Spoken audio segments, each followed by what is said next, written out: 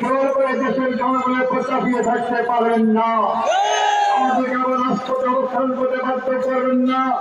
এটা সংসদে সমাধান করার চেষ্টা করুন।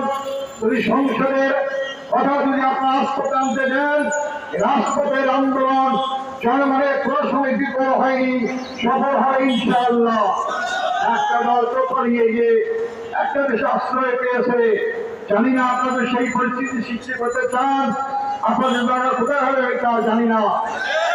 ভাই বন্ধুগণ, আজকে আমরা এক সময় আমরা এই আন্দোলন করে দেওয়ার চেষ্টা করছি, যখন দেশের সাধারণ জনগণ যারা এই সংকটে ভুগতেছে, আজকে আমরা সংসদে দেখতে পাই মন্ত্রী বিবৃতি দেয় জ্বালানির সংকট নাই।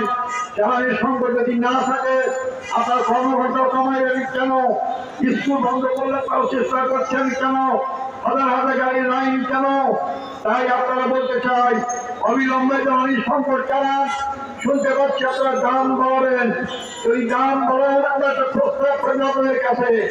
আপনারা কাজ দিতে অভ্যস্ত, ফ্যামিলি কার্ড দেন, অমুক কার্ড দেন, দাম বাড়াবেন, আমাদের জ্বালানি কার্ড দেবেন। জ্বালানি কার্ড দেন, তাহলে আমরা দাম বাড়া প্রতি করবো না। সংগ্রামী ভাই বন্ধুগণ, আপনারা জাতিকে সত্য কথা বলুন, সত্য কথা শরীরটা তুলে ধরুন, নাহলে জাতি আপনাদের ক্ষমা করবেন না। সংগ্রামী ভাই বন্ধুগণ, আসুন।